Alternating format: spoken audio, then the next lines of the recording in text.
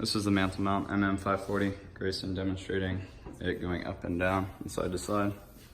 It's an Apple TV up, secured up behind the television.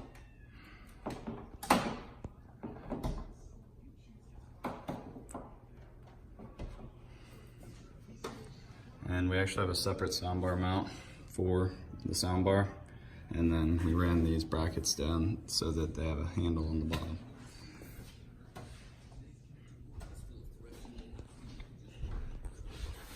Go ahead.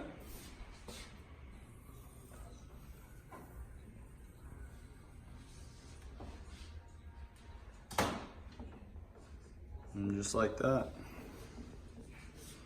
And then all the equipment's ran down below here. And we put in one HDMI for the cable and a spare for future use. Thank you for watching. This is Zach with Dreamedia Home Theater.